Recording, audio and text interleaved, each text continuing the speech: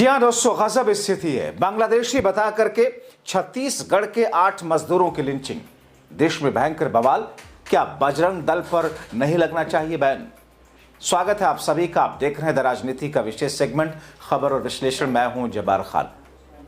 दोस्तों, एक तरफ जहां पर बांग्लादेशी और रोहिंग्या बता करके देश के अलग अलग हिस्सों में मुस्लिमों पर कहर ढाया जा रहा है, वहीं पर अब छत्तीसगढ़ में जो कुछ हुआ उसने देश की सरकार, पुलिस, प्रशासन सबकी नींदें खोल दी है। बावजूद इसके सरकारें मस्त हैं, एजेंसियां मस्त हैं और अदालतें तो अपने आप में मस्त हैं। सो मोटो उन्हें लेने का तो ऐसा लगता है अधिकार ही छीन लिया है। दोस्तों, पश्चिम बंगाल के प्रवासी मजदूरों पर बीजेपी शासित छत्तीसगढ़ में फिर से हमला हुआ। रायपुर, जहां पर बंगला बोलने वाले 8 मुस्लिम प्रवासी मजदूरों पर बजरंग दल के कार्यकर्ताओं ने हमला कर दिया, ऐसे आरोप लग रहे हैं। इस हमले में एक मजदूर को गंभीर चोट आई, उसके हाथ में बुरी तरीके से फ्रैक्चर हुआ। मारपीट की घटना के बाद सभी मजदूर अपने अपने राज्य पश्चिम बंगाल लौटे। हाल के कुछ महीनों में बांग्ला भाषा बोलने वाले अप्रवासी मजदूरों पर देश के अलग अलग राज्यों में हमले की घटनाएं आती रही। ऐसा तब से ज्यादा हो रहा है जब से बीजेपी सरकारों ने कई राज्यों में बांग्लादेशी घुसपैठिए के खिलाफ कड़ी कार्रवाई करने की बात की है। लेकिन दोस्तों, बांग्लादेशी घुसपैठिया अगर कोई है भी तो who the hell are you to attack them? Police है, एजेंसी है, आप उनको इन्फॉर्म कीजिए। पूरी कानूनी प्रक्रिया के तहत इनको भेजा जाएगा।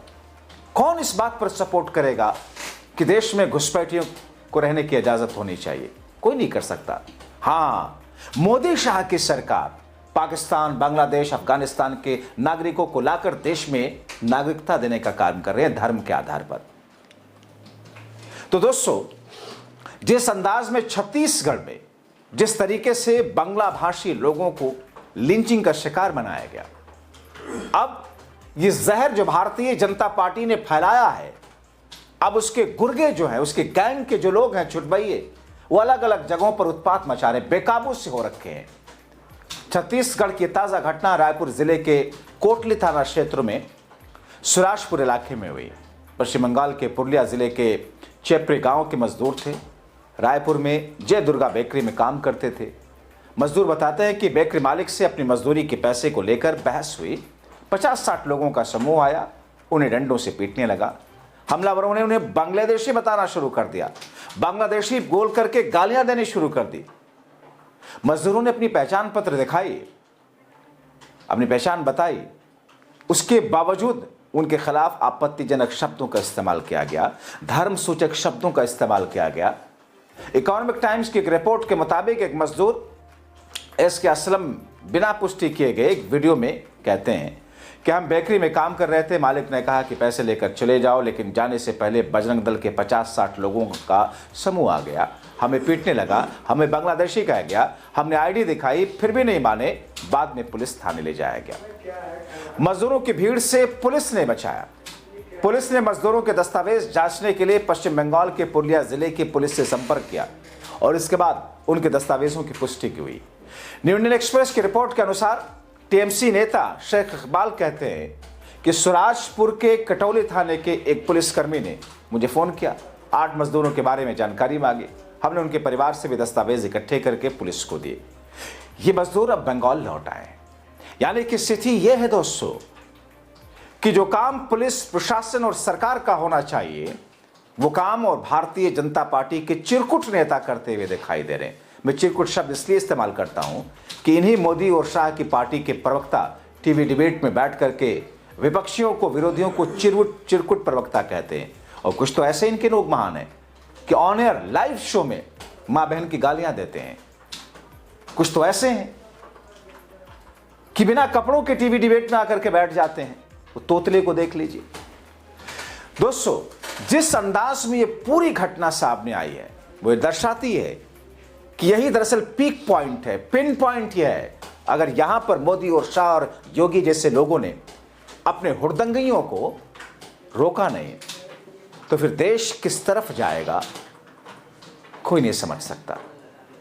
जाहिर तौर पर देश में अमन चाहिए, शांति चाहिए, और जब असंतोष हद से ज्यादा बढ़ता है तो उत्पात ज्यादा मचता है।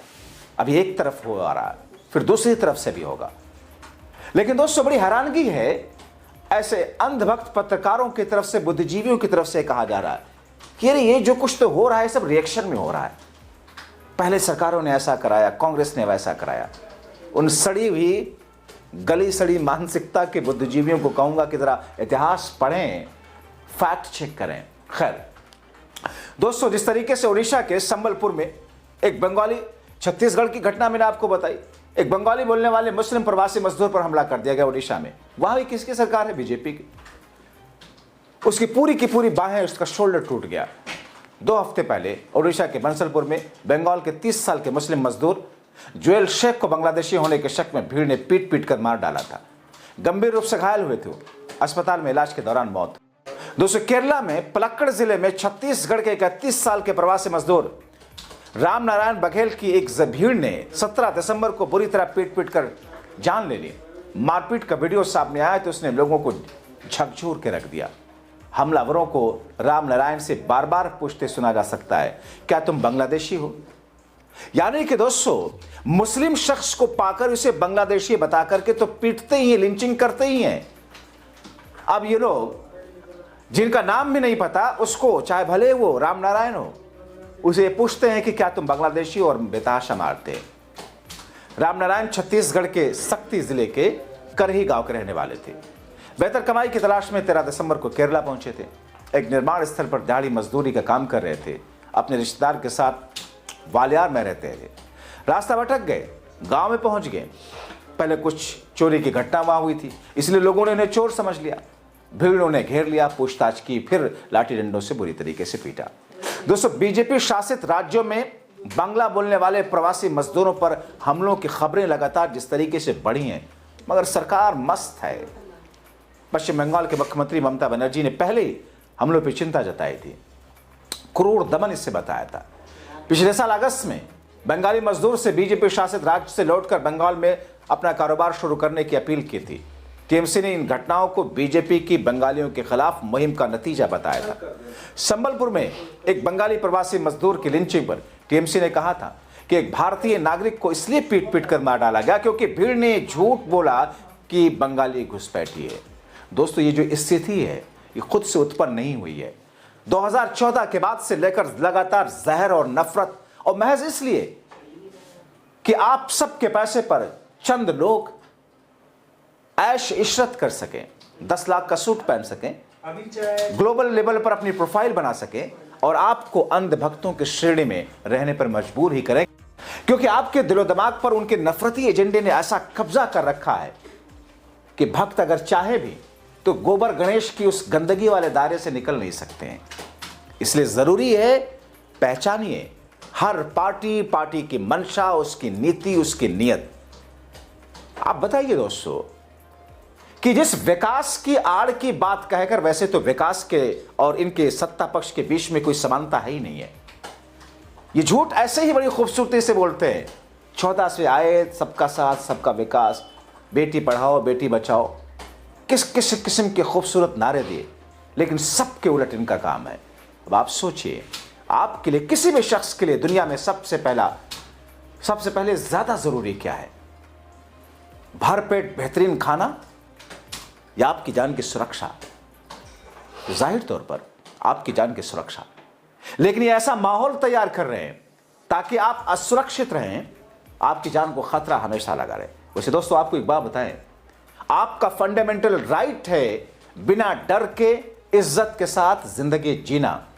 अगर कोई आपको बार बार लगातार मुल्ला, कटमुल्ला, घुसपैठिए, बांग्लादेशी कहकर प्रताड़ित करता है, उसके खिलाफ आप केस कराएं, क्योंकि फंडामेंटल राइट हर शख्स को है इज्जत के साथ जीना। दोस्तों मौजूदा वक्त में जो कुछ चल रहा है उसे जानने और समझने की जरूरत है।